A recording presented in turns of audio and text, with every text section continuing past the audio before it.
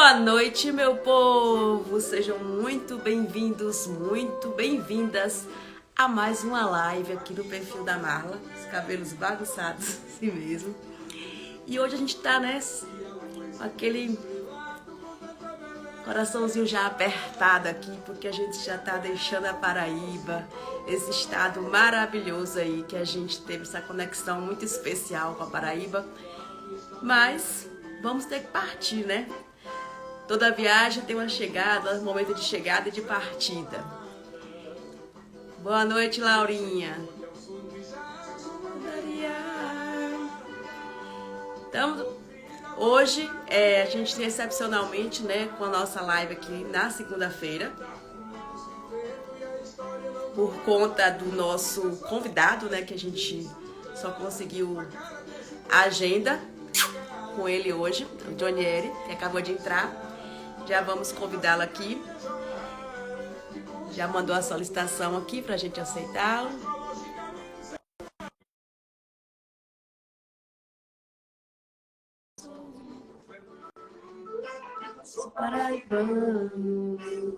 Chegou aí? Deixa eu ver.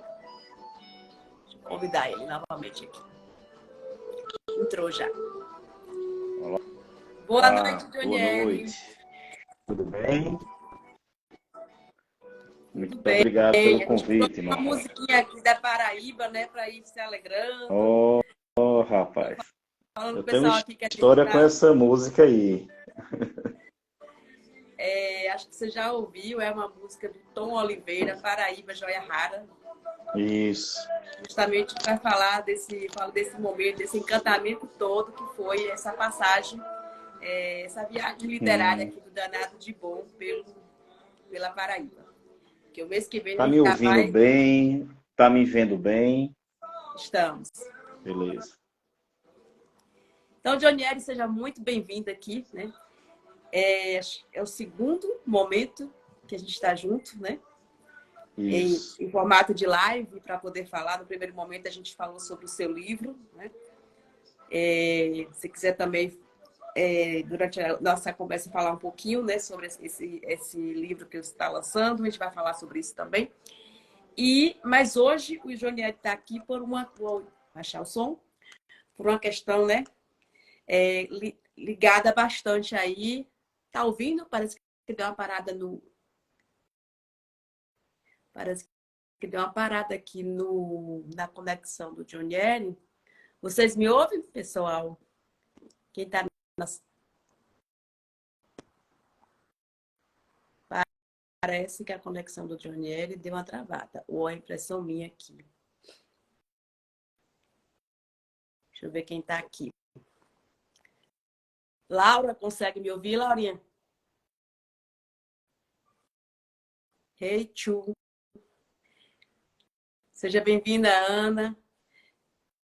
É ele que sumiu. Vamos aceitar aqui novamente. Aceitar. Entrando. Gravando. Travou aí, Johnny, mas vamos. A internet nos deixando na mão. Nesse instante estava tendo uma propaganda de internet na televisão, enfim. Mas Pois quem é. não conhece o Johnny ainda, né, vai ter o prazer de conhecer. No nosso primeiro bate-papo aqui foi muito gostoso. Eu não sei a expressão, foi danado de bom, né? Que a gente aprendeu muita coisa com ele. E eu estava falando que o Johnny foi convidado aqui hoje porque ele tem uma relação aí bem intrínseca com a obra do Beijo de Pestana, do Efigênio Moura, que é o livro que nós estamos lendo neste mês de julho aqui no Danado de Bom, nosso clube de leitura nordestina. Só a título de apresentação, né, o Johnny ele é doutor em literatura e interculturalidade, uma palavra bem, né, difícil de falar, pela Universidade Estadual da Paraíba. É professor, autor do livro que ele pode estar falando um pouquinho, do livro Nordeste Nunca Houve. E vai falar um pouquinho aqui hoje para a gente, né, sobre essa obra do Efigênio. O Efigênio esteve conosco, provavelmente ele estará aqui conosco também hoje. Ele esteve conosco em dois momentos. Em um momento ele veio para falar um pouquinho sobre quem é o Efigênio, esse autor paraibano com mais de 12 livros escritos já, né? Na batalha aí para poder divulgar essa literatura. E um outro momento ele esteve para falar sobre o beijo de pestana e toda essa relação que ele faz, essa poesia que ele traz nessa literatura, para mostrar também realidades muito duras, vivenciadas não no Nordeste, mas no nosso país. Acho que a gente observou e discutiu um pouco a obra nessa perspectiva. Mas, seja bem-vindo, boa noite. E quando você já cumprimentar, já vou deixar a primeira pergunta aqui, que é como foi esse encontro, né? O Vinícius de Moraes disse que a vida é a arte do encontro. E como foi essa arte, como foi esse encontro entre você e o Efigênio aí pela vida? Ok. Boa noite, Marla. Boa Desde noite. já eu agradeço pelo convite, a segunda vez. A primeira para a gente divulgar o Nordeste Nunca Houve, que ainda está em campanha. A gente acredita que esse mês a gente está fechando para começar a botar o bloco na rua, né? Uhum. E agora para conversar sobre o amigo Efigênio Moura, né? E é interessante que, sim, boa noite a todos que estão nos acompanhando aí também, né? Sim. Vai aí nessa assadetazinha, né, Marla? Vai convidando Já gente para estou estar aqui mandando conosco, aqui para o pessoal. conversando, né? Vamos mandar. E vai mandando aí, porque a conversa vai ser legal, vai ser boa, e a gente vai poder bater um papo sobre essa escrita, né, sobre essa forma de fazer literatura. Então, boa noite a todos que nos acompanham, né? Espero que a internet não nos derrube. Então, eu sou professor, como você falou, e essa profissão nos coloca dentro de várias circunstâncias, de várias pessoas. É interessante que essa música que você passou aí, Paraíba Jorará, né, de Tom Oliveira, em primeira mão vou dizer aqui para você que eu ouvi essa música ainda em uma fita demo, uma fita de demonstração, Uhum. ou um CD de demonstração. Eu dava aulas aqui numa escola, na nossa cidade, estou falando de Campina Grande, Paraíba, e a filha, eu não sabia, e uma das filhas de Tom Oliveira, né, estudava comigo. Eu dando aula sobre modernismo, e já ali criticando como o modernismo deixou de fora o Nordeste, né, e mostrando essa questão da identidade nordestina, ela disse, olha, meu pai, eu já conhecia, lógico, né, Tom Oliveira, um grande artista daqui local, Uhum. e eu acho que do Brasil. Ela disse, meu pai está gravando uma música sobre, sobre a Paraíba, professor. O senhor quer ouvir? Eu vou trazer aqui para o senhor. Ela fazia o back vocal para o pai e levou essa fita. Antes dele lançar, né, ela levou para a Uhum. gente poder ouvir na sala de aula, né, a música em primeira mão, junto com os colegas de sala. Então, para mim, foi uma alegria muito grande. Eu acho que nem ele sabe disso, dessa informação. E que Que coincidência, que bacana. bom você me receber, né, com o Paraíba Joia Rara. E conhecer Efigênio Moura também foi muito parecido. Eu já acompanhava os lançamentos de livros, como trabalho nessa área de literatura, de estar fazendo resenha crítica, lendo os livros, comentando. Eu também rodava muitos lançamentos de livro, né? E aí eu fui para um lançamento de um dos livros de Efigênio, que é o Cisso de Luzia, né? Não sei se você conhece. Ele agora, inclusive, tem uma versão em inglês, Cisso Uhum. and Luzia. E eu fui para o lançamento especificamente desse livro, comprei o livro e tudo mais, e ali nós conhecemos de maneira muito informal. Até que a vida roda e eu passo a dar aulas para um primo de Efigênio Moura, né? E Uhum. nessa época eu tinha um projeto, né, de ter essa preocupação de aproximar autores e leitores, né? E principalmente os meus alunos dos autores vivos. Então foi quando a gente começou um trabalho com a literatura contemporânea nordestina, primeiramente local, com os autores de Campina, eu levava para a sala de aula. O nome desse projeto era chamado, agora fugiu o nome, Conversas Literárias. Então, eu levava autores vivos e tentava, né, trazer como livros para didático esses autores vivos de Campina Grande para a sala de aula. Então, eu fazia essa excursão dessa forma. E chegou o dia de eu ter escolhido esse livro, passei o para da minha escola, e coincidentemente, né, um familiar de Efigênio era meu aluno e eu não sabia. Né? Ele Uhum. só, o autor desse livro é meu primo. Né? Eu disse, "Oxe, que bom, rapaz, ele já vai vir aqui para a escola, então vamos reforçar, né? E vamos trazê-lo para cá." E aí fez a ponte da gente poder oficializar essa amizade que tinha começado ali de maneira muito tímida no lançamento do livro Cisto de Luzia. Eu já persegui Efigênio, né, desde o livro Eita Gota, né? Sim. Não era essa edição ainda, mas é o primeiro livro da carreira de Efigênio Moura, né? Então eu vinha já lendo algumas coisas dele, mas o livro nesse período que eu tinha adotado era o Cisto de Luzia, né? E o que eu percebo dentro da obra de Efigênio é um amadurecimento muito grande, né? Algo que é Uhum. importante dizer isso, porque Efigênio começa a escrever já numa vida adulta madura, né? No entanto, a obra dele, né, nasce ali, como toda obra, né, verde e vai amadurecendo, né, com mais maturidade que ele vai tendo, né? E Sim. para mim, eu acho que dois livros dentro dessa coleção de livros dele dão uma virada na, na, na chave, sabe? Narrativa. Acho que o primeiro é Cisto de Luzia, que eu acho que é o terceiro, é o quarto livro dele, dá um outro norte, um outro viés na obra, né, a partir de Cisto de Luzia. Eu acho que é o livro que ele mais vendeu, eu acho que foi o mais popular até aqui, não sei dizer exatamente, eu acho que ele poderia dizer isso melhor, né? E o outro livro é O Sertão de Bodocongó, onde a gente Sim, tem esse, um eu, amadurecimento linguístico. Leu esse? eu ganhei dele, mas não li ainda. Ah, tá certo. Você vai ver isso, tem um amadurecimento assim fantástico. Ele é de 2021 e eu acho que Uhum. Beijo de Pestana já é depois dele. Deixa eu ver Sim, aqui só para. É isso 2022. mesmo, um ano depois, né? Mas esse livro aqui, assim, com Cícero de Luzia, eu acho que são os dois livros que modificam muito a escrita de Efigênio, sabe? Esse Uhum. daqui você tem um amadurecimento muito grande do caráter, da narrativa, vamos dizer assim, psicológica do personagem, a construção da linguagem. Tá, gente? Eu vou falar muito de questões técnicas aqui do livro, porque eu sei que Uhum. vocês leram e já debateram no grupo, né? Sim, Então, sim. posso, lógico, chamar atenção para uma questão ou outra dentro da obra, mas a ideia é a gente agora trazer um olhar fora um pouco desse livro. Então, dentro Uhum.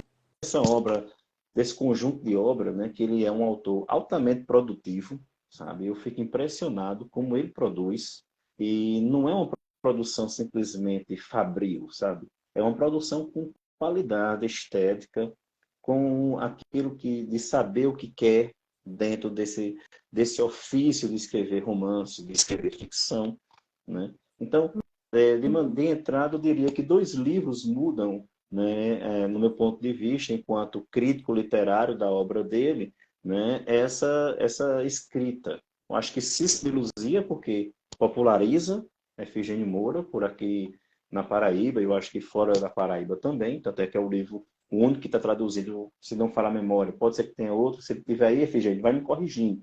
Cícero de É Luzia, eu esse, acho que em é o inglês. primeiro a É ser isso mesmo. traduzido em inglês, né, para você ver a dimensão que ganhou essa obra. E diria que O Sertão do Bodocongó é o segundo livro que dá uma outra guinada, sabe?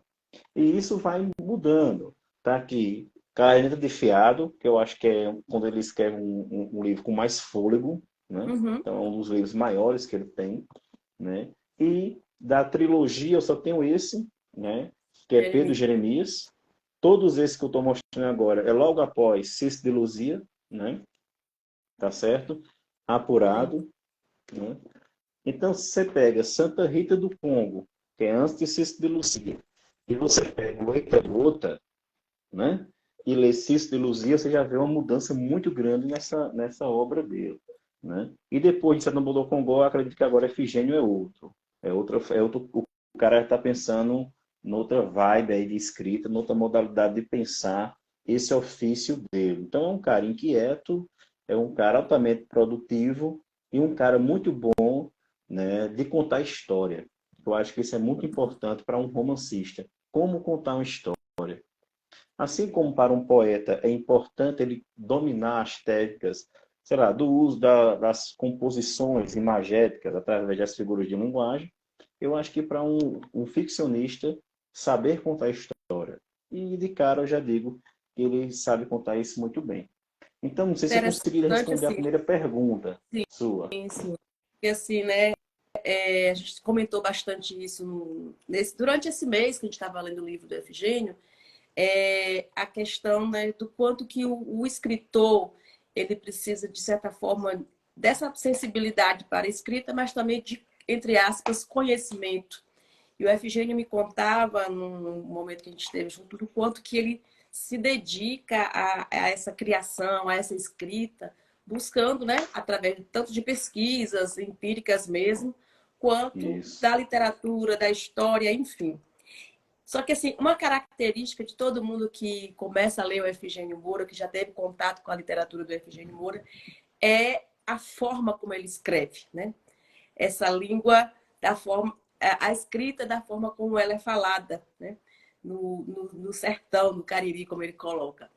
E como crítico literário, como uma pessoa que pensa o Nordeste, como a gente já conversou aqui em um bate-papo anterior, como é que você avalia esse modo de escrever do Efigênio?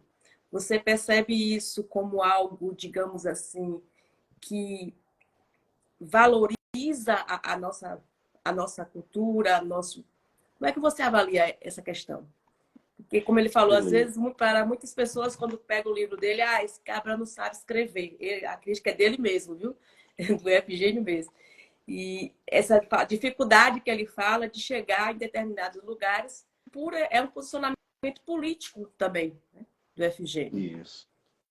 Eu acho que você já traz aí uma senha que, de alguma forma, sinaliza uma resposta, né? Um posicionamento político, né? A gente poderia começar já indicando algo nesse sentido, né? E é uma forma da gente tentar perceber de maneira, vamos dizer assim, mais de um posicionamento, né? Para usar um nome mais técnico para isso, eu gosto de usar uma teoria que é desenvolvida por Deleuze e Guattari no livro Kafka por uma literatura menor. Nesse livro, os dois filósofos franceses, eles pensam, né, e vão analisando a obra de Kafka a partir de que Kafka era um judeu que estava em Praga e que escrevia em alemão, né? Só que dentro dessa trilogia, né, que compõe esse tripé, melhor dizendo, que compõe a estrutura da obra dele, né, ele começa a escrever dentro de um alemão, não no alemão de Goethe, né? Não no alemão, vamos dizer assim, que ele vai chamar de uma linguagem maior, mas dentro de uma linguagem menor, né? Nesse ponto de menoridade associado a esses processos de mistura entre as línguas, desse processo de hibridização linguística. No campo da linguística mesmo, tem um autor muito bom, que aí eu indico a vocês, que escreveu um livro chamado Preconceito Linguístico, Marcus Bain.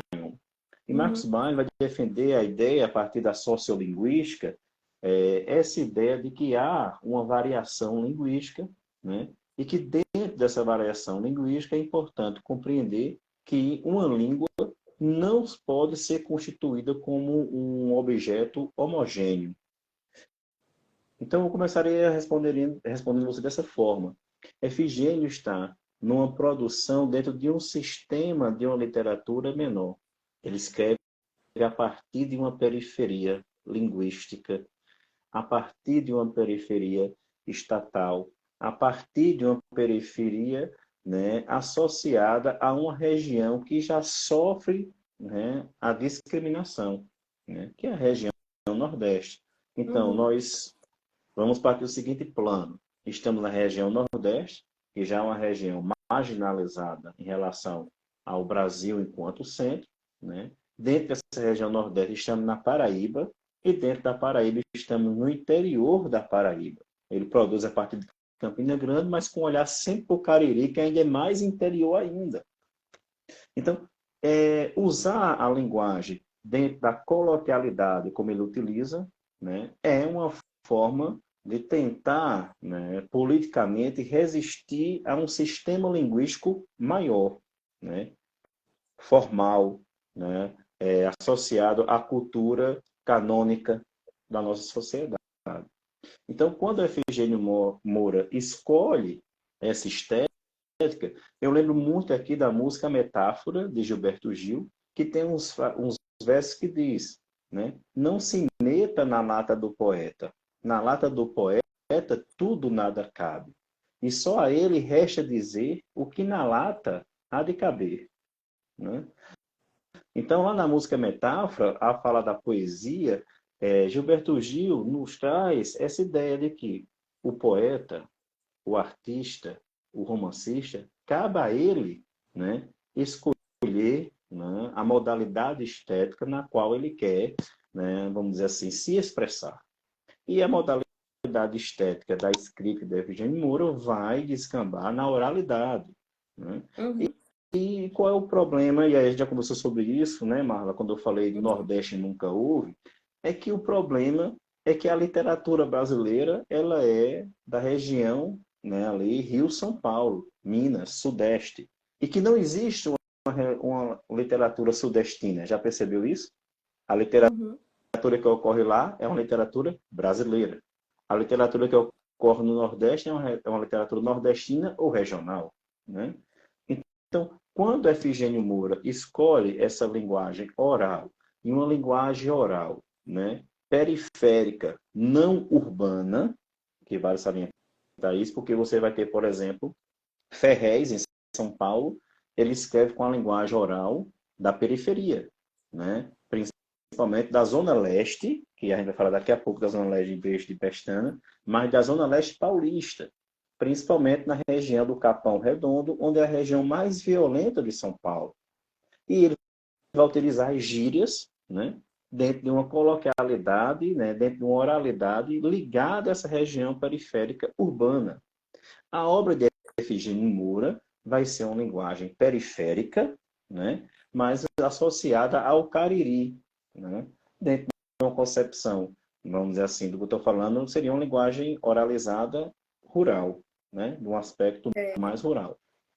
E isso vai ser fantástico em Beijo de Pestana, porque o que é interessante, que eu achei massa nesse livro, é que Beijo de Pestana se passa na zona urbana de Campina Grande, então ele já sai desse locus rural, né? Então, por isso que Uhum. eu digo que a partir do livro Sertão do Congó, ele vira a chave, né? E em Beijo de Pestana ele inaugura uma espacialidade urbana, mais fortemente urbana dentro da obra dele.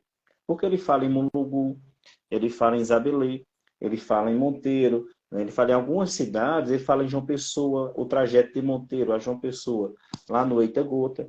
Mas são sociedades, são comunidades urbanas que vão a passando na sua história.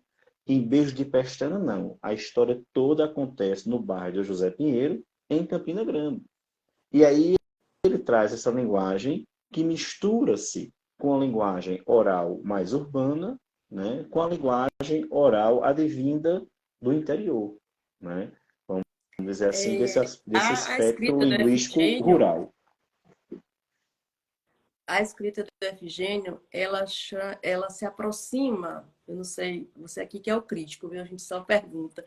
Não, estou aqui para Ela se compreender aproxima junto. do Patativa, a, a ideia que a gente tem. E Hum, assim, começando a ler um pouquinho sobre Patativa, você vê que também era um posicionamento político, que apesar de não saber escrever, ele só lia, foi isso que a informação que eu tive, ele, ele poderia optar em escrever de uma forma ou de outra, né? Mas ele isso. escrevia conforme era falado, conforme a oralidade. Você acha que o Efigênio traz essa inspiração? Existem marcas da escrita de um e do outro, do posicionamento político de um e do outro? Oh, em termos de, vamos dizer assim, crítico, político, eu acho que os dois vão estar num diálogo muito forte. Uma diferença é na modalidade. Sim. Nós temos que entender que a modalidade, vamos dizer assim, o painel no qual vai se fixar a linguagem de patativa, né, é o painel da poesia. Né? E uma poesia, vamos dizer assim, que se convencionou chamar da literatura de cordel. Cordel. Temos que lembrar que Patativa realmente não tinha o domínio, né, da grafia. Então, ele era um cara altamente letrado. Se você ler o canto de lá, que é o canto de cá, você vai ver, tem um poema lá que ele fala do doutor da cidade, né? Uhum. E ele vai demonstrando a sabedoria e o letramento que ele domina, cultural, político, né? Ele fazia todos os seus versos de cabeça, decorava tudo de cor, né? E a neta dele era que transcrevia. Então você vai ter um processo, né, criativo muito diferente do que vai acontecer com Efigênio. Efigênio é um cara alfabetizado e letrado, Uhum. né, que tem já um nível superior, é formado em marketing, né? Então, Sim. a partir daí, a gente vai ter uma escrita que vai estar associada, né, muito mais a um campo da memória de Efigênio dentro dessa realidade interiorana da qual ele vive, né? Uhum. Então, vamos dizer assim, enquanto Patativa tinha uma vivência, né, conectada diretamente a esse mundo, Efigênio vem dessa conexão, mas como ele começa a produzir na vida já adulta, né? Eu acho que Efigênio já escreve, eu acho, depois dos 30. Eu acho que esse é o primeiro, mais ou menos por aí, um pouco mais do que isso, quando ele lança Eita Gota, né? Uhum. Então, ele já está dentro de uma rotação de letramento e alfabetização conectado, né? Então, por isso que ele faz como uma opção realmente estética, né? Política, de maneira mais, vamos dizer assim, decisiva, Uhum. né? E também o painel, vamos dizer assim, o suporte no qual essa escrita está inserida, que é o romance, né? Mas onde é que tem os pontos de conexões? A oralidade entre Patativa e Efigênio, né? E o aspecto narrativo, porque devemos lembrar que a literatura de cordel, ela também é narrativa, mesmo sendo poema, mesmo ela estando no painel, no suporte de poema, mas é narrativa. Então, Efigênio Moura e Patativa vão se comunicar e dialogar-se através disso. Eu acho que eu tenho quase certeza que Efigênio é muito influenciado por Patativa, por ter lido Patativa, né? Efigênio é Uhum. um conhecedor, até onde eu sei, muito forte da literatura de cordel, da literatura popular, do cantador de viola, né? Da feira, né? Então, essa voz que Efigênio traz, né? A dicção narrativa dele, né? Remete a essa contextualização, do meu ponto de vista, né? Lógico, Uhum. eu estou falando aqui com uma pessoa que conhece tanta obra como quem conhece um pouco, né? Vamos dizer assim, o aspecto privado da construção do conhecimento de Efigênio, né? Uhum. É lógico que o leitor comum que compra no site o livro Beijo de Pestana vai ler o livro pelo próprio livro, E né? isso que a Não gente vai sei se eu te falar. respondi. Eu É, vai aí que eu converso muito, viu? só abrindo um parênteses aqui, já que a gente falou de cordel, né? O próximo mês a gente vai falar muito sobre cordel, que só um spoiler, viu? Para quem está aqui, para quem gosta de cordel, eu sou apaixonada, né? E também o Danado de Bom vai estar na Feira Literária de Mucugê, na Chapada Diamantina, com Oh, coisa espaço de boa. literatura nordestina, com o Efigênio Moura, com Que o Euri do bom. Navio, e muito cordel, né? Declamações de cordel, e também falando um pouquinho mais sobre o nosso clube aqui, que cada mês a gente está lendo, né, autores aqui do Nordeste. Mas vamos falar um Legal, pouquinho legal. mais sobre o beijo de pestana, foi isso que você falou. E aí a gente discutia isso no grupo, justamente quem pega a obra pela obra, né? Beijo de Pestana é apenas um romance que acontece ali, né? No contexto da, de Campina Grande, né? Mais especificamente no bairro, que eu esqueci o nome agora. O José nome Pinheiro. José Pinheiro. A gente falou, inclusive, um pouco da história do bairro semana passada aqui, né? Da pessoa que recebeu do próprio José Pinheiro, quem era o José Pinheiro, porque o bairro ganhou esse nome. E isso me acendeu uma luz com relação às escolas, né? Então, assim, pensar assim que um beijo de pestana possa ser adotado por uma escola, né, de educação básica, de ensino médio, enfim, sem uma curadoria, a gente falava da importância de uma curadoria literária, né? E esse curador pode mesmo ser o professor, mas que a gente sabe que no contexto da sala de aula, às vezes isso não acontece. Isso que a gente tem aqui, de termos o autor falando, né, da sua obra, como foi o caso do Efigênio, de ter uma pessoa com, como você, que é crítico, né, de literatura, que compreende sobre literatura, isso dá uma visão para o leitor totalmente diferente de quem apenas pega o livro em si para ler. E isso acontece também com a gente aqui. Quando a gente pega o livro, não conhece pouca coisa do livro, aí quando, né, você chega, os convidados chegam, abre aquele horizonte para a gente, assim, isso é bacana demais. E o Efigênio falava um pouquinho sobre isso, sobre essa. Eu achei interessante que ele faz essa, não sei se a palavra certa, Johnny, é uma analogia entre esse beijo, né, que é simbólico, e as classes sociais que ele quer falar ali, os problemas sociais que ele quer destacar naquele livro. Como é que você vê isso na obra do Efigênio? Que problemas é possível perceber para além do romance lá da Fabrícia, né? Fabrícia? Eu esqueço muito de Isso, personagem. Fabrício e Vital, né? Vital. Eu acho que é Vitalzinho. Ó, primeiro, vamos lá. Vamos começar pelo título e depois eu vou tentando esmiuçar alguma coisa e quem tiver aí pergunta vai trazendo. Eu acho que é muito importante esse clube de leitura de autores, né, nordestinos. Eu acho que vale a pena. É também um posicionamento político, Marla, o que você está fazendo, né? Eu acho que vale muito a pena. E o título, Beijo de Pestana, de maneira geral, o beijo de pestana, né, seria, no popular, uma piscadela de olho, né? Aquele momento da paquera, né? Você pisca o olho e seria esse beijo de pestana, rapidamente, isso. Mas se você também pensar num sentido mais amplo, né? A piscadela de olho, né? É aquela ideia do olhar maroto, da marotagem em todo sentido, que vai desembocar de alguma forma, né? No aspecto do malandro, daquele que está tapeando alguém, você pisca o olho para que o outro pare a conversa, você pisca o olho, né? Seja para seduzir, para paquerar, você pisca o olho. Então, é uma abrangência muito grande que a ideia do beijo de pestana pode ter, essa piscadela, seja para a sedução, Né? né? Seja para essa marotagem, né? E isso tem muito a ver com lógico que eu estou num lugar privilegiado de fala, eu estou na cidade, eu nasci na Zona Leste, onde fica o bairro José Pinheiro. Meu bairro é vizinho é vizinho, o bairro onde eu nasci é vizinho ao José Pinheiro, né? Tenho primos e famílias, tanto de um lado quanto do outro. Nasci e me criei no Santo Antônio, né? Além de ter o José Pinheiro, né? A paróquia central do bairro é a paróquia de São José, né? Então isso também tem um aspecto interessante.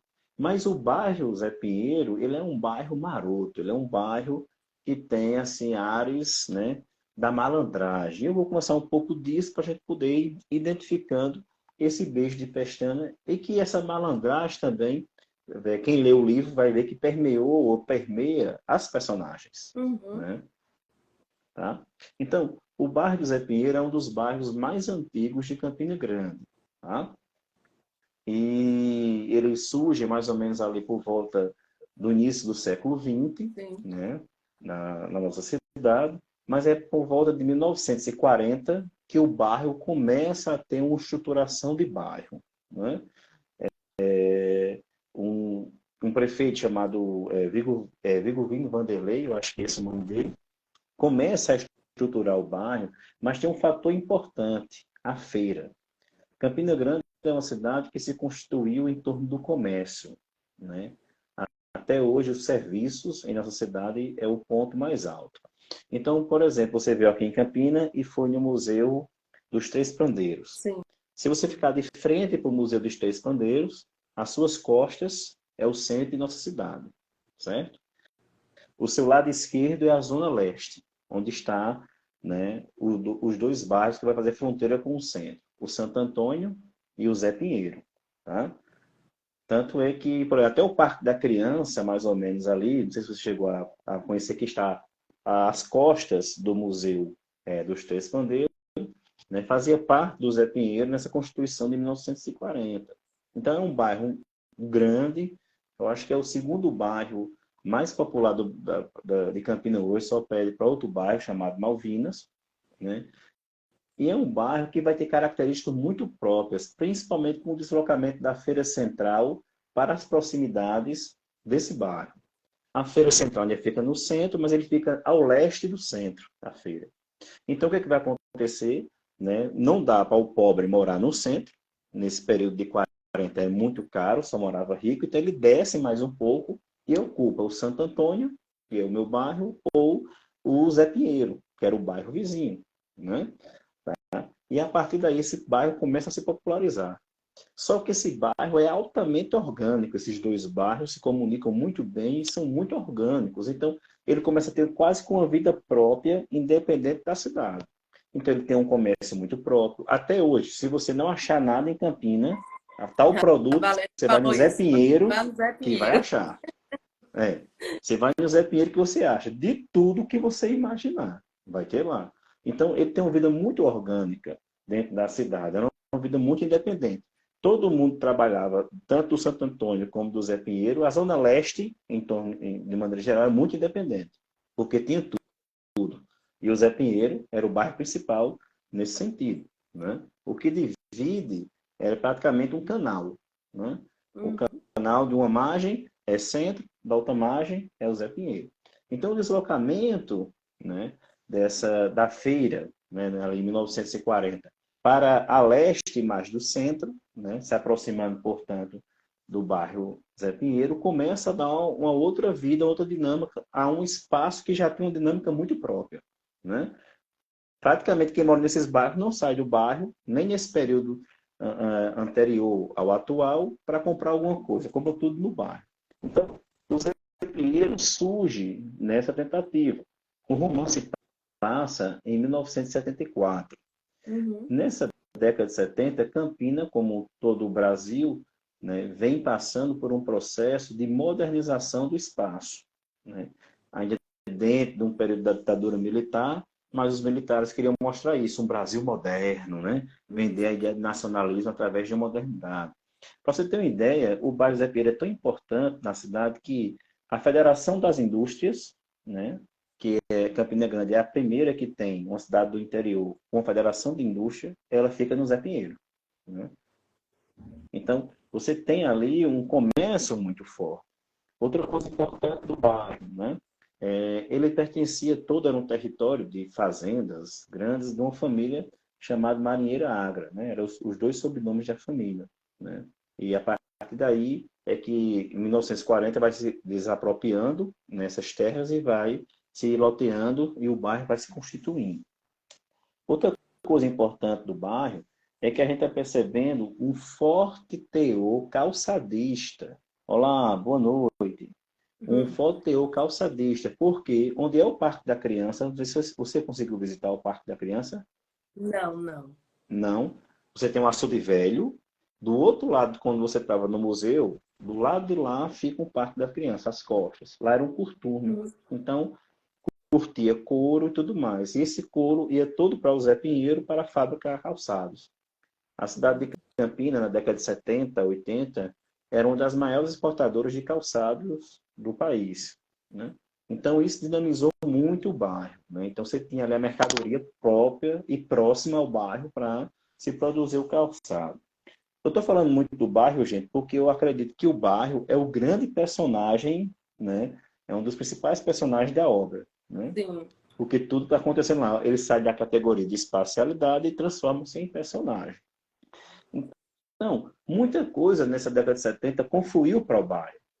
E aí um deles foi o campo municipal, né, onde era a sede do clube, do meu clube do coração, Combinei. Campinense Clube, que é o que abre o livro. Né? Uhum. Enquanto o casal Fabrícia, né, e Vital estão fazendo ou tentando fazer namoro, ele está preocupado com o futebol. Né? Ele está preocupado com o que está acontecendo no famoso campo municipal Plínio Lemos, que é chamada a Toca da Raposa. Né? E a Toca da Raposa, a raposa é o mascote do Campinense Clube. Então, o bairro era tão importante, tão popular, que o estádio de futebol, era o segundo maior estádio da cidade, era no Zé Pinheiro, né? Tanto é que na década mais ou menos ali 2000 e pouco, ele vira um complexo, ele foi desativado durante a década de 80, né? Depois de 80, final de 80 para 90, e ele vira um grande complexo, né, esportivo, tá certo? Hoje, lá o Museu do Futebol de Campina Grande é também no Zé Pinheiro, no local onde era esse estádio municipal. Também com toda a confluência, gente, de importância para esse bairro, dele por de estar margeando o centro. É inevitável, como em todo lugar que acontece, né, o processo de violência também se transporta para esse espaço, porque rola muito dinheiro no Zé Pinheiro. Comércio, né, as pequenas empresas de calçado, né, você tem lá a, a Federação Paraibana da Indústria, está no Zé Pinheiro, né? Os grandes comércios estão no Zé Pinheiro, tá certo? Da época de 70. Todos os circos, todos parques montados dessa época iam para o Zé Pinheiro, porque tudo rolava de dinheiro naquela região, muito próximo ao centro, mas também não era centro. Então, para a gente pegar aqui uma teoria geográfica, o Zé Pinheiro acaba sendo um entre-lugar, né? Um lugar de interseção. Nem é centro e é centro ao mesmo tempo. Nem é água, nem é peixe. Então, isso também vai criar um espaço muito diferente. Então, por exemplo, você tem o Clube Flamengo, que era um clube como uma boate. Você tem escola de samba no Zé Pinheiro, se não me falo a memória, são duas escolas de samba na Zona Leste, uma delas está no Zé Pinheiro. Então, era um bairro de uma confluência cultural e de lazer muito forte. E com tudo isso também se desse para ele a violência. Né? É Então, interessante assim, porque eu coloquei para pesquisar, né, lá no Google um pouquinho sobre o bairro, e eu até comentei com o pessoal do clube, porque aparecem muitas imagens, né, de violência, né, de casos policiais, muitas reportagens ligadas a essa questão. Aí, quando você está trazendo aí, né, de certa forma, muitas obras importantes lá, como estádios, tais que você coloca, e aí eu penso o bairro, pelo que eu li da obra, que é um bairro marginalizado, né? E isso. porque, assim, pensando dentro do contexto da obra também, do que você conhece sobre o lugar, apesar de, entre aspas, esses investimentos, essas obras é, maiores existirem no bairro, ainda ter tanta marginalização, assim, como é posto aí. Por, porque é o que vai acontecer com todo o processo de globalização mediada pelo capitalismo. O capitalismo, ele precisa sempre da falta. Eu preciso ter a falta para que eu gere o desejo, para que eu gere a ausência, e a partir dessa ausência, o capitalismo vem e nos torne refém do seu sistema. Então, o que acontece? É o bairro do Zé Pinheiro que vai, se você pegar, por exemplo, a Fabrícia, era uma empregada doméstica. Né? Então, ele é um bairro populoso, lógico, tem famílias ainda da família Agra e de outras famílias de porte, de um poder aquisitivo alto, que ainda hoje povoa o bairro do Zé Pinheiro, mas o bairro Zé Pinheiro acabou tornando-se popular porque era o bairro próximo ao centro. Então, eu trabalhava no centro e era mais próximo, tá entendendo? Porque o que acontece? Você vai observar aqui em Campina, eu acho que você pode observar isso, você quase não vê um processo de favelização no seu olhar de primeira visita. Já percebeu isso? Uhum. Quando você visitou aqui, você não vê. Porque tudo isso está jogado na periferia. Tá entendendo? O Zé Pinheiro é muito próximo ao centro, tá entendendo? Mas você não consegue perceber, vamos dizer assim, numa linguagem hoje mais pejorativa, a favelização do bairro. Ela não é visível, entendeu? Ela está um pouco mais embutida. Então, isso é uma característica muito forte da cidade, mesmo a cidade não tendo sido planejada dessa forma, Uhum. porque ela cresceu como toda cidade brasileira cresce, de maneira muito desordenada. Então, a zona leste de Campina, Santo Antônio, José Pinheiro, Monte Castelo, Nova Brasília e outros bairros que vão surgindo derivados do Santo Antônio e do Zé Pinheiro, né, eles acabaram se tornando um espaço marginalizado, porque é para onde estava a população mais humilde, mais carente, e era essa população que alimenta o centro, com o serviço, com sendo empregado das lojas, né, estando dentro da movimentação da feira. A feira central é muito próxima do bairro, né? Então, ele acabou ali, principalmente quando você vira a década de 70 para 80, antes disso não, era um dos bairros mais, vamos dizer assim, familiares possível, porque era uma grande família, Marinheiro Agra, que dominava todo o território, né? Mas quando você vê de 70 para 80, né? E principalmente 90 e 2000, o bairro aprofunda-se, né? Com essa caracterização de marginalidade, né?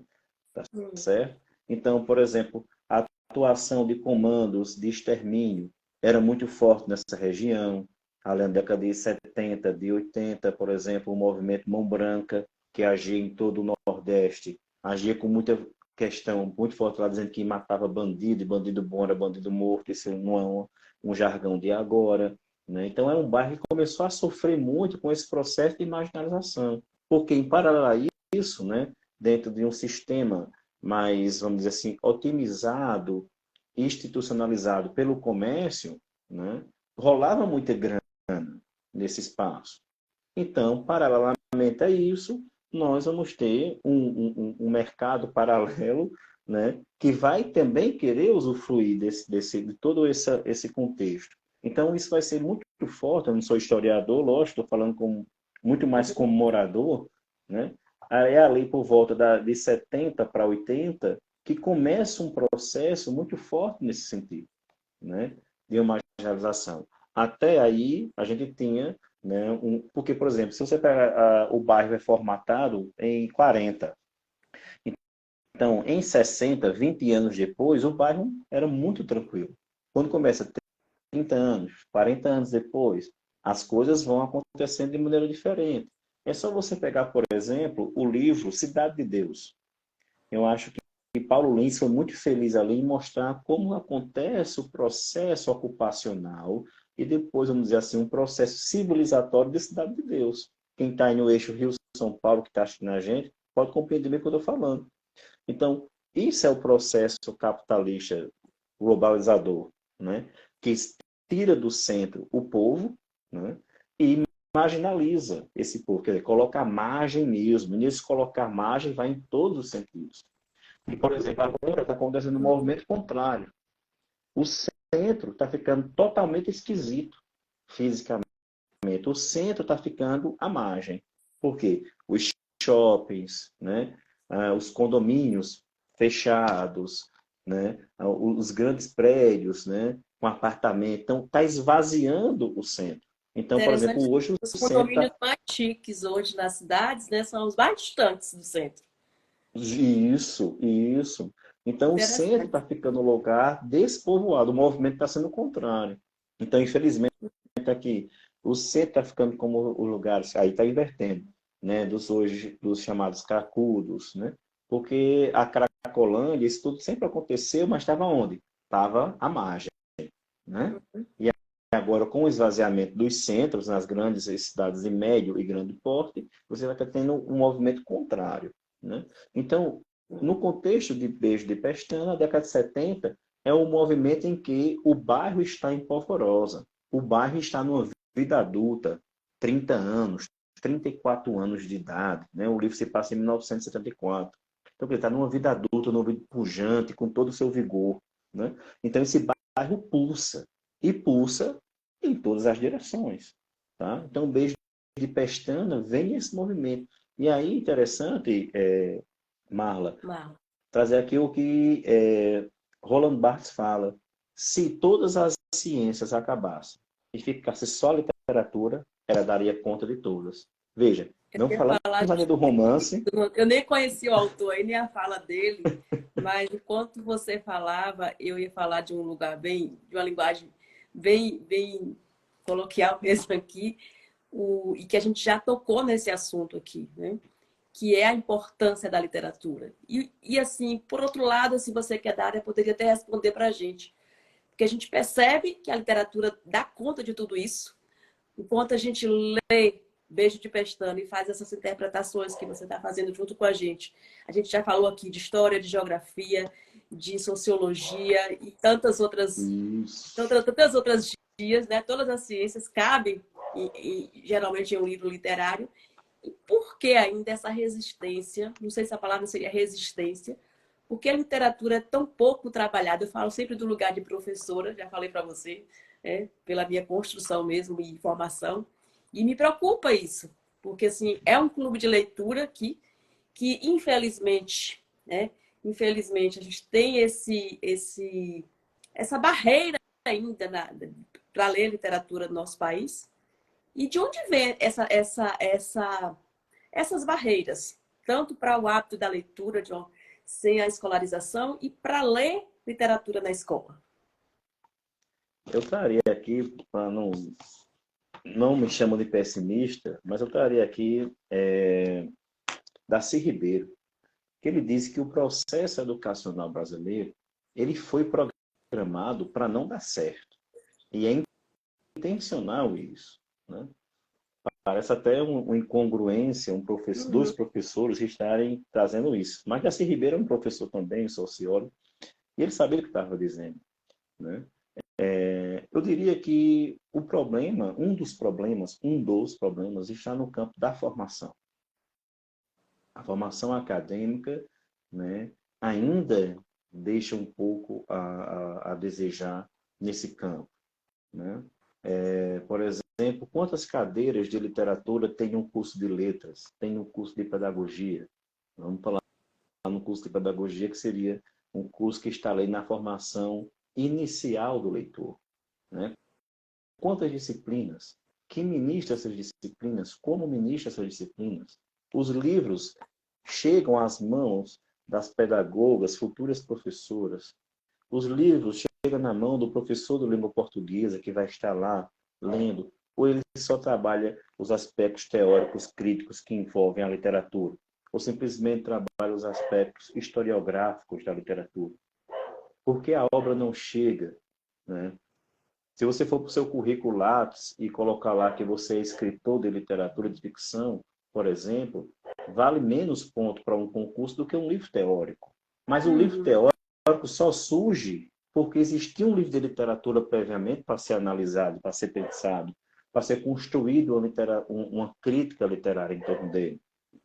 Então, eu estou falando aqui só por um viés de formação acadêmica. Quando eu saio desse campo, desse viés, a gente vai ter, por exemplo, uma sociedade que discrimina o professor, uma sociedade que compara o professor, não digo a sociedade, mas uma parcela da sociedade que compara o professor ao traficante de drogas. A gente teve esse absurdo, né, aí solto na mídia nesses últimos 20 dias. Então, uma sociedade, ou uma parte da sociedade, que tem esse tipo de pensamento, Marla, dificilmente vai fomentar o construto da literatura. Se você tem um aluno que escreve poema, ou uma mãe que vê o filho escrevendo poema, escrevendo um livro de literatura, menino, sai daí, deixa de escrever essas porcarias, vai estudar, né? Como se a literatura não fosse estudo e trabalho. Para escrever um poema, para escrever um romance como esse, Efigênio Moura com certeza fez muita pesquisa em torno do que o Zé Pinheiro, né? Para poder construir os personagens nessa localidade, nesse locus. Então, a gente precisa entender que é um conjunto complexo. Por exemplo, o governo anterior sobretaxou o preço do livro. O papel é medido a sua venda em dólar, tá? Porque um dos produtos do papel para fabricação é o petróleo, né? Há um elemento de petróleo, então a fabricação do papel é em dólar. Então, eu já estou levando agora para uma outra ponta, né? Então, você vai ter aí insumos que vão deixar o livro caro, tá? Então, se você tem uma sobretaxação em drogas como o álcool, o tabaco, por que você não teria, né, uma subtaxação para a produção do livro? A gente não tem essa política, né? Você teve aí a reforma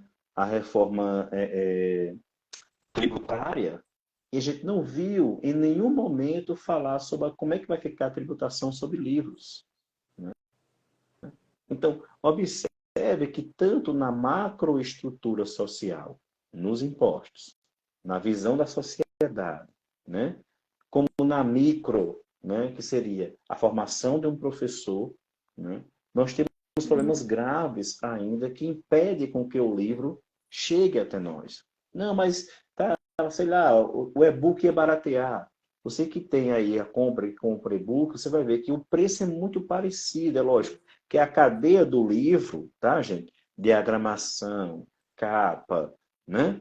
Tudo isso está no e-book também, né? Mas você vê que não há uma disparidade grande entre o físico e o e-book ainda, E né? assim, Então, na isso minha, tudo, Marla, dificulta o acesso ao livro, à literatura. na minha leitura, assim, como professora, pedagoga, enfim, da área da educação, eu vejo sobre, claro, todos esses fatores que você coloca, e a gente teria tantos outros para colocar aqui, mas eu acho assim,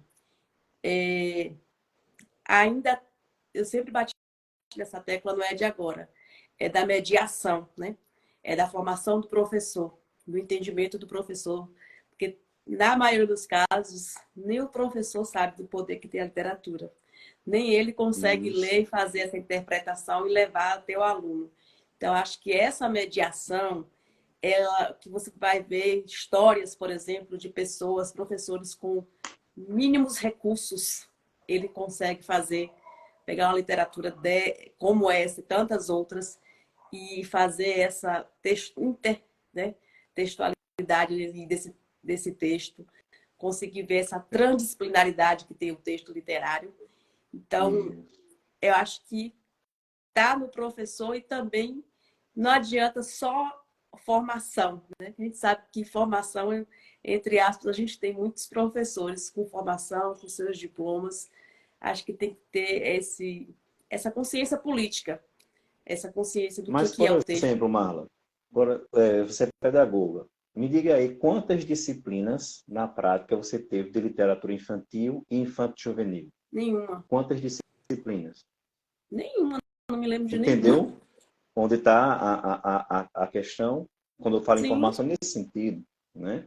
Então, você tem lá uma pedagoga que vai ter que formar, sei lá, montar rodinhas de leitura, né? Você vai ter que trabalhar com a criança com o fabular, né? O fabular para a criança, o contar e ouvir histórias no campo infantil, gente, vai ajudar muito no desenvolvimento da escrita, da linguagem oral, né? Do comportamento, sabe? sim. Enfim, em vários outros aspectos. É lógico que eu não estou aqui, gente, por favor, vendo a literatura como pretexto.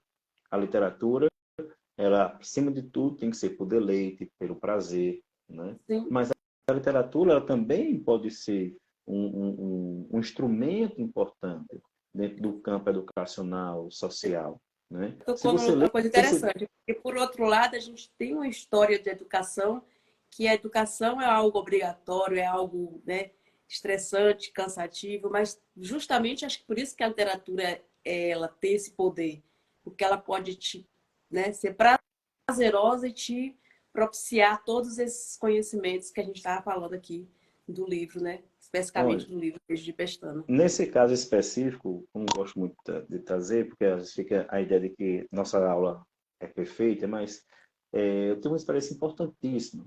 Nós falamos muito de celular, falamos muito das tecnologias que está matando a leitura, tal, tal. Gente, eu peguei um livro de papel desse, uma adaptação do livro Os Miseráveis, e fui ler com uma turma de primeiro ano, da primeira série do ensino médio, sabe?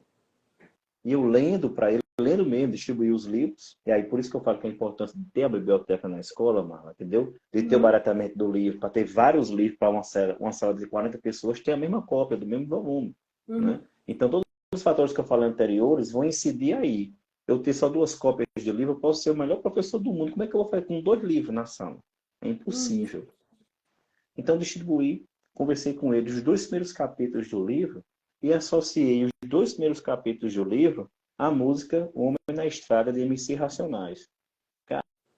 Cara, Eu primeiro li Os Miseráveis, a gente foi conversar sobre eles com dificuldade de entender. Quando eu coloquei os Racionais, Um Homem na Estrada, e eles perceberam a relação, né, de que Jean Valjean era um ex-presidiário, de que Jean Valjean estava tentando se reinserir na sociedade, da mesma forma que o Homem na Estrada de MC Racionais estavam fazendo. E talvez Mano Brown, quando criou a música, talvez não tenha nem lido, né, Os Miseráveis. Então, Uhum. veja, lógico, depende muito da formação que eu tive enquanto professor nas faculdades por onde eu passei, né? Desde a graduação ao doutorado. Então, quando a gente investe numa formação bacana desse professor, a gente vai ter lá na ponta uma conexão maior com essa literatura. E eu acho que Com desde certeza.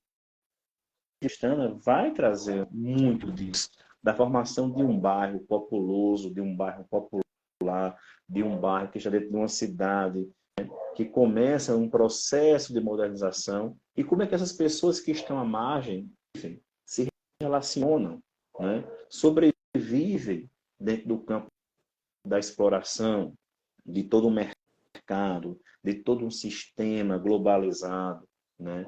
De todo um sistema onde o poder da grana, como Caetano diz, né? Que é e destrói coisas belas, né?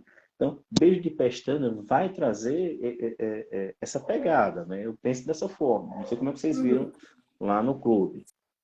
Sim, sim. Voltando ainda aí pro beijo de pestana, e essa pergunta tem a ver um pouquinho com o que você defende sobre o Nordeste, de que esse Nordeste que é pregado pela literatura, ele nunca houve, né, entre aspas. É, que Nordeste, eu falo a pergunta, que Nordeste ou Nordeste é possível a gente conhecer, já que a ideia aqui do clube é conhecer o Nordeste a partir da literatura. Então, que Nordeste são possíveis de conhecer a partir dessa obra do Efigênio Moura? Pronto, eu vou falar especificamente desta, né? Para a gente não devagar tanto. Uhum, Bom, sim. ele vai trazer o Nordeste dentro de um sistema globalizado que gera riqueza e gera pobreza, né? E que gera violência. Tá? Se você prestar atenção, né, esses elementos vão estar dentro de todo o processo, né, de uma cidade, de um país que está inserido nesse processo de globalização. A fome, a miséria, a pobreza, a violência não são espectros sociais somente de uma região chamada Nordeste, né? Você vai em, sei lá, no Brooklyn, nos Estados Unidos, né? E talvez eu acho que o bairro do Brooklyn é um dos bairros, não sei como é que é hoje, mas historicamente, né? É onde se formaram os primeiros guetos, né? Ali dentro da miserabilidade que foi o apartheid social norte-americano, né? Vamos dizer assim. Nós vamos ter, né? Também um apartheid estrutural dentro dentro do Nordeste, dentro da Paraíba, dentro de Campina Grande. Compreende? Né? É o que Silva Almeida vai dizer, né, desse racismo estrutural. Se a gente for ver e chegar às miúças, se a gente pudesse ver quem era Fabrícia, você vai ver que é preta. Né?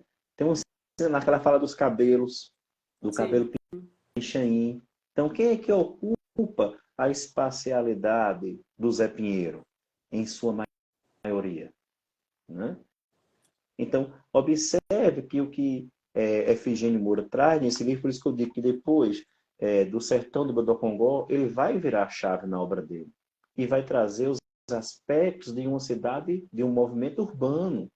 Se você lê Cícero de Luzia, não há disparidade. Mesmo Cícero sendo o trabalhador da fazenda, ele tem a possibilidade de casar com Luzia, que é a filha do dono da fazenda. Mas perceba que Cícero de Luzia é um romance contextualizado, né? Sei lá, em 1920, numa zona rural. Dentro da espacialidade urbana, você vai ver que Fabrícia, para poder ter os seus casos, o seu primeiro amor, né? A primeira transa de Fabrícia é lá no iniciozinho, né? Da adolescência ali, né? Quando ela fala, eu acho que isso está lá no primeiro, no capítulo, na página 25, 26, né? Onde ela diz que se entrega ali a primeira vez ao namoradinho, né? Além no início da adolescência. Quer dizer, veja, uma realidade totalmente urbana, né? Você vai ver a questão dela falar do cabelo pichain que ela tinha, né? Depois, o caso que ela já começa o início aí com o Vital, né? Durante um jogo do Campinense, tá certo? Na Lagoa dos Canários, eu acho que é isso o primeiro capítulo, né? Mas você vai ver que ela já tem um casinho, por exemplo, né? Com a filha com o filho da patroa, onde ela trabalha, né? A ideia Tem os também da mãe flertes, solteira, né? a Ser mãe ideia da mãe solteira. solteira, né? Da mãe solo, que é um ponto urbano que sempre está ligado, muitas vezes, a essas regiões, né? Dos bairros mais populosos da zona urbana, né? Então, ele vai trazendo isso. E, por exemplo, se você observar na página 27, ela conversando com o Ricardinho, ela vai dizer assim, ela pergunta, Ricardinho, como é que você está ganhando esse dinheiro? Não sei o que, tal, tal. Ele vai dizer, olha, vou lhe contar como é, Fabrício. A nota mais barata é que é o menino brincando com as carteiras de cigarro, né? Uhum. E eu lembro que a gente fazia muito isso, tá? Dobrava a carteira de cigarro como se fosse Já fiz, uma nota de dinheiro mesmo. Não sei se você já fez isso. já, E aí já. a gente dava os valores das notas, a gente dava de acordo com a facilidade de achar a carteira de cigarro. E isso Sim. virava uma moeda de troca mesmo entre os nós, meninos. Se ele queria comprar bola de gude, queria comprar a pipa do outro, você comprava com esses dinheiro e nota de cigarro. A mão Uhum. ficava fedendo, e a mãe brigava pra caramba. Teria essas cartinhas de cigarro daqui e tal. Né? E aí o Fabrício vai, desculpa, o Ricardinho vai explicar Fabrício, na página 27. Vou lhe contar como é que é, Fabrício. A nota mais baixa é a de Continental, com, é, sem filtro. Ela vale um cruzeiro. A de Continental com filtro vale 5 cruzeiros. A de Hollywood, 10. A de Minister, 50. E ele foi trazendo isso e eu lembrando como era que era assim mesmo na infância da Sim, gente. Né? A de justamente. Arizona, 100. A de Carlton, né, 500. Por que Calta é o Carlton? cigarro mais Gente, caro, né? Carlton é o cigarro mais caro que tinha. Então, observa que FGN, trazendo o que você está dizendo aí, ó, FGN está trazendo aqui a monetização. Quem fuma Continental é o pobre. Ó, sacou? Uhum. Quem fuma Continental aquele cara, é o fumante pé rapado. Mas quem fuma Carlton era o rico. Tá? Uma Então, estratificação observa social também, né? uma Você estratificação social, né? E que as crianças, mesmo na brincadeira, né, de alguma, mesmo que de maneira o muito ingênua, imaginário não já. percebia isso, mas já estava no imaginário dele a contagem, a monetização disso, né? Ó, tem professor Jonieri, a referência em cultura da literatura nordestina. Ô, meu irmão, muito obrigado, cara. Valeu, José. José Silva. Esse cara aqui, você deveria depois trazer ele, é nordestino também. Ele tem a Rádio Internacional, onde ele une todos os povos de língua portuguesa. Você precisa trazer esse Maravilha. cara para conversar com você aí. Valeu, José. Muito obrigado. Aquilo. Então, voltando. Então, aqui nessa brincadeira infantil, olha a brincadeira. Primeiro, a título de hoje, né? Uma brincadeira totalmente fora de cogitação, com carteira de cigarro. Você percebe que era um contexto social de muitos fumantes, que infelizmente está voltando agora, né? Uhum. Então, observa que o contato das crianças com o cigarro, o cigarro, o tabaco, é uma droga, só que é uma droga legalizada. E a gente, enquanto criança, nesse contexto, ó, tinha contato com tudo isso, né? Então ele vai continuando isso. Ó. Sim, mas você conseguiu essa nota de 10, quem foi que lhe deu? Ele vai explicando como é que ele vai se tornando um comerciante, primeiro das notas, né, de cigarros associadas, né, aos valores dessa nota de cigarro ao sistema convencional monetário, e de como ele vai se tornando comerciante disso até poder, né, pagar ou ter aí a Fabrícia pela primeira vez, por ele já ser um pequeno comerciante aí dentro dessa questão, né? Mais à frente, aí na página 28, ela vai trazer a questão do baguete, né? Que é referência aí, né, cigarro ou a uma trouxa de maconha, né? Então, ele vai trazendo para a gente como essa década de 70, no meu ponto de vista, essa é a minha leitura, dentro desse bairro, né, vai tendo uma convivência, tá certo? Mais à frente, ele fala da Cachoeira, porque a Cachoeira era quase um bairro dentro do bairro. Era o que a gente chama hoje de uma favela dentro do bairro, João né, Pinheiro. Zé Pinheiro. do José Pinheiro, do Zepa. Né? E que interessante que no ano 2000 houve um processo de uma higienização social. O bairro da Cachoeira ele foi totalmente demolido, criou-se um bairro vizinho, o bairro da Glória, onde todo mundo foi removido, e boa parte do território onde era a Cachoeira hoje é o Alphaville de Campina Grande. Então, veja, a impulsionação, desculpa, o impulsionamento, né, dessa bolha imobiliária vai expulsando, né, os moradores locais e que fundaram determinados bairros, né, e vai jogando eles para mais longe ainda, né, Sim. do centro. É o processo, né, de Então, urbanização mesmo. isso é um processo de violência, né? A gente poderia dizer, né, que há esse racismo, né, vamos dizer assim, ambiental, né? Quando você tinha aqui as chuvas, Marla, a Cachoeira, que é um dos territórios que está aqui no romance, morria gente demais, porque a Cachoeira era o fim, porque é o seguinte, o bairro da Zona Leste, uma ponta do Santo Antônio, que era o meu bairro, e a boa parte do José Pinheiro, principalmente no início do bairro, era todo um açude. Né? Tanto é que era chamada a região das Piabas, né? Ali nesse local, tá certo? E aí o que acontece? É região das Piabas, porque lá tinha todo era um açude, pegava aquele açude velho que você presenciou, aquilo era todo, e ele desembocava descendo, o sangradouro era descendo para o lado do Zé Pinheiro. Então, quando chovia, o bairro ficava tomado de água. Né? Muita gente morria. E quem morria? Os pobres. Quem estava nessa região da cachoeira? Os pretos. Então, você tem um racismo ambiental muito forte. Poxa, na década de 70, não posso ir passar a história, né? Não dá para a gente estaria sendo anacrônico, né? Como Uhum. toda cidade, como eu falei no início, ela cresce de maneira desordenada, né?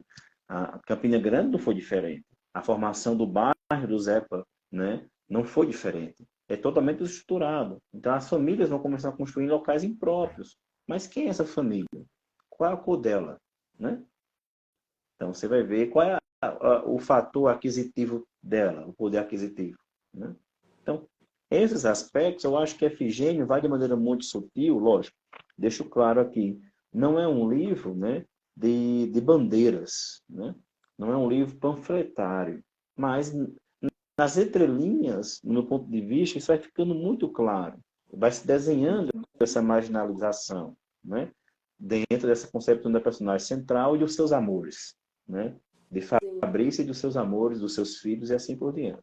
Pô, Jean, pode falar, porque senão aqui eu vou ficar falando demais. Falando das personagens, né, a gente percebe, a gente discutiu isso no grupo também, que assim como o bairro, né, é um personagem, como você trouxe do texto, as personagens, agora foi a minha leitura, viu? As personagens também são o bairro, né?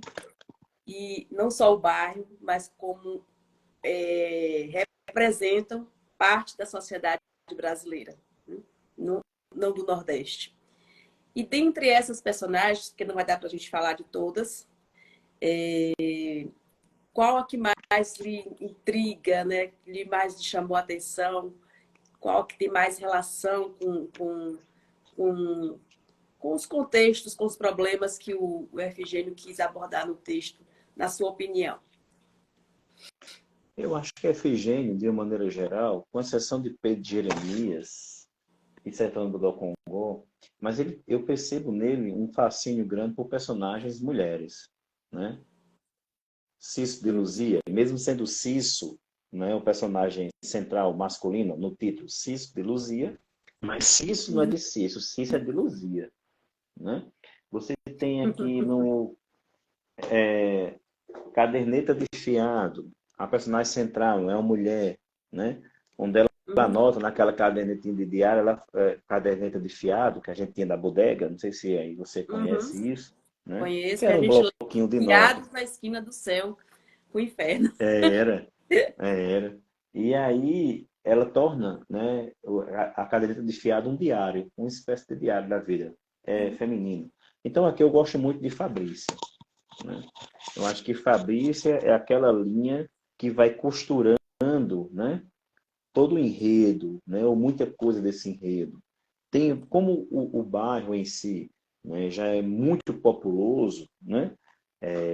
O romance também é muito cheio de gente, né? Uhum. É um romance que pulsa gente.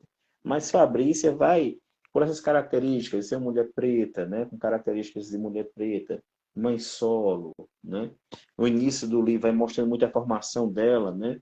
Até como é que ela chega em determinados espaços, determinados lugares. E isso vai acontecendo. Outro personagem também que eu gosto é o Vital, né? O Vital é uma coisa assim típica, né? Você para até com um trechinho no capítulo 5, Cachete, né? Que é o Vital e um amigo conversando. Vital, meu irmão, que doideira é essa? Oxe, tu tá falando de quê? Topada. Topada é o outro personagem, né? Uhum. Esse negócio de fio terra, rapaz, o Zé Todinho tá falando das paradas. Poxa, esquece isso, Topada. Isso é coisa de Antomídio. É gozação dele. Meu irmão, por isso que faltou energia naquela noite. Queimou o bocal, foi? Oxe, me respeita, rapaz. Topada do cão. Já lhe disse que é invenção de Antomídio. E trate de manter essa conversa toda aí, viu? Então, observa, né, que Vital fica transitando, né, nesse espaço de ambiguidade, né, dessa masculinidade, que é outro tema que vai aparecer de maneira interessante aqui, né? O malandro que é o malandro não pode aí, né, tá nessa questão aí do fio terra, não sei o que Uhum. negócio é esse, o outro já vem conversar e a fofoca se espalha dentro desse campo da masculinidade, né? Sim, e a gente Então, falou, fez essa mesma pergunta para o Efigênio, né? A gente fez essa mesma pergunta para o autor, hum, e ele, a palavra não é gostou, mas talvez a personagem que tenha deixado de fato ele mais intrigado, que ele, né, foi mais desafiado a escrever, foi a Vitória Monielli, né? Que é hum, uma personagem homossexual. E é interessante isso. isso, porque assim, só a questão do imaginário, né? Nosso imaginário de literatura, quando se fala de literatura nordestina, a primeira ideia, uma das ideias que vem no nosso imaginário é Lampião, Maria Bonita, Cabra da Peste, tererê, tererê, né? Então, o autor romper essa bolha, né? Não é só não é só a Efigênio, outros autores também abordam, mas acho que para ele foi intrigante nesse sentido de falar de um personagem homossexual dentro desse contexto de literatura que, queira ou não, a gente chama de, e o FG ele faz questão de colocar isso, de literatura nordestina, para aí, de fato, também bater aí e de encontro a essa questão dos preconceitos, né? Dos E o preconceitos. debate aqui é em torno disso, né? E o debate aqui está em torno disso, né?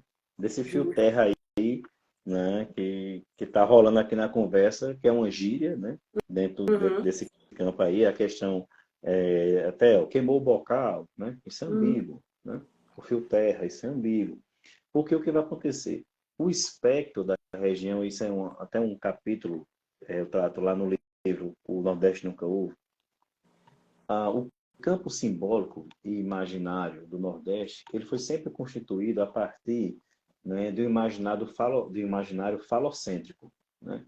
Quem tem um livro importante sobre isso, né, é o próprio Durval Muniz, que tem um livro chamado A Invenção do Falo no Nordeste.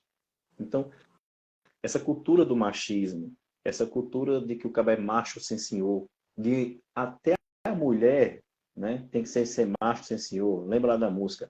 Paraíba masculina. Mulher macho sem senhor.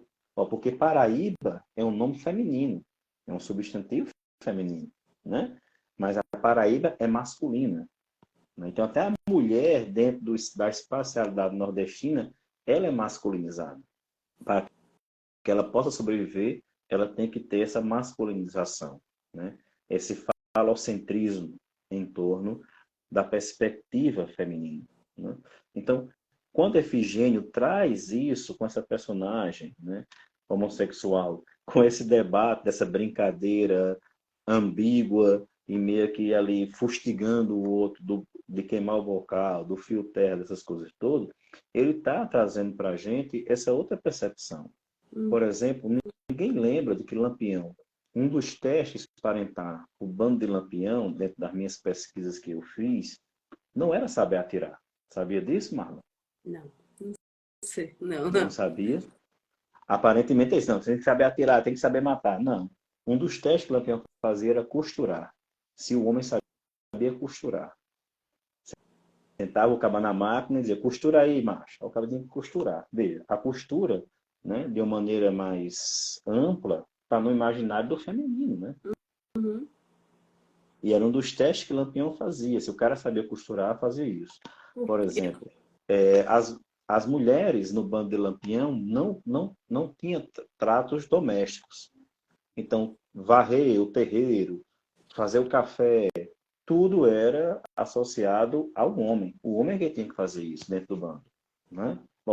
Lógico, não estou defendendo Lampião, né? Eu não o vejo como herói, né, do cangaço, nada, pelos crimes, era um fora da lei, né? Uhum.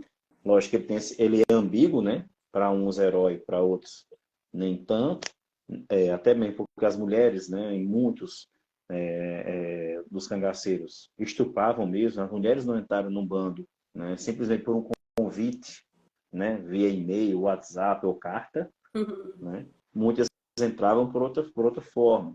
Acredita-se, até alguns historiadores dizem, né, que o bando de Lampião foi um dos primeiros a aceitar a mulher e que pacificou mais a questão dos estupros, né, porque cada um tinha suas esposas dentro do bando, né?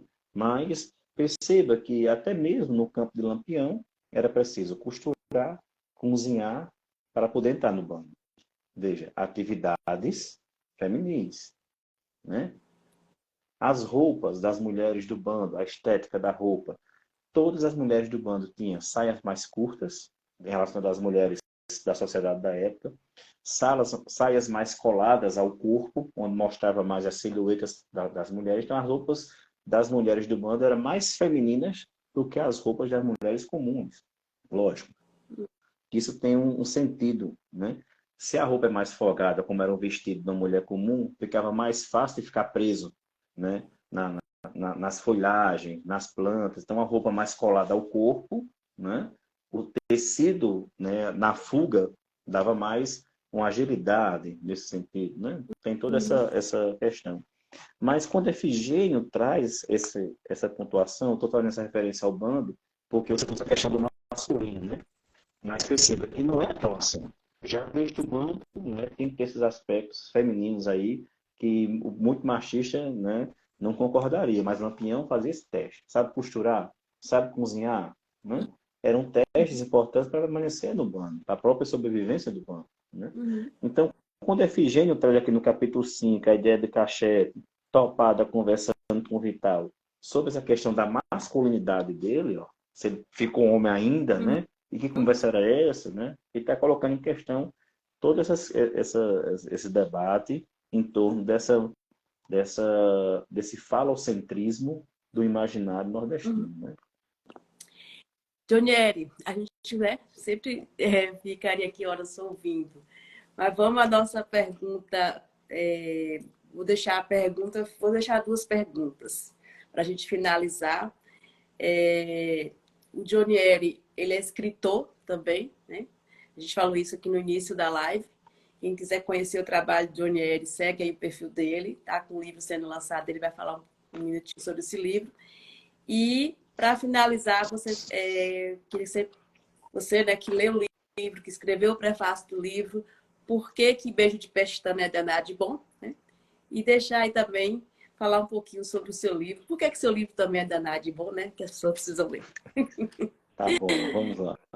Então, beijo de pestana é danado de bom, porque beijo de pestana vai trazer para a gente o pulsar não só de uma localidade chamada bairro do José Pinheiro, geograficamente associada a uma cidade chamada Campina Grande. Não. Isso é apenas um pano de fundo. Ele é danado de bom porque ele está tratando das relações humanas. Ele é danado de bom porque está trazendo à tona uma dicção narrativa que traz para a gente um olhar, né, para outros olhares. É um despertar para novas visões e novas possibilidades de Nordestes, né? Então, ele é danado de bom porque Beijo de Pestana traz para a gente, né, a outra faceta, né, ou outras possibilidades de ser nordestino, de um falar, de uma diccionalidade nordestinesca, não no sentido daquilo do que é imposto para a gente pela mídia, por um sistema, né, globalizado, que discrimina a gente socialmente, economicamente, geograficamente, e esquece que nós temos as cabeças mais pensantes da literatura. Retirarmos os nordestinos da literatura brasileira vai ficar um buraco imenso. Tá? Então, Beijo de Pestana reforça a possibilidade de compreender, né, a alteridade e entender que a literatura é uma ponte, que a literatura não é muro. A literatura é uma ponte que liga o sudestino, o sulista, o americano a nós. E não constrói muros. Beijo de Pestana é um livro sobre alteridade, eu diria dessa forma. Enquanto a Nordeste nunca houve, eu quero convidar cada um, vai lá no site da Cartaz, dá um Google aí, coloca lá Nordeste nunca houve, Johnny Eri, Cartaz, e você vai lá e contribui com qualquer valor, né? Ou simplesmente compra o livro. Eu acredito que logo, logo o livro vai estar aí. Eu estou doido para ter esse livro fisicamente, né? Que eu só tenho no computador digitado lá, né? E poder trazer outras possibilidades de Nordeste a partir de Nordeste nunca houve, mostrando como a literatura é um caminho importante para a compreensão da complexidade que é o Nordeste. E que Nordeste não é só sertão, seca, e não é só litoral, praia. O sertão é múltiplo.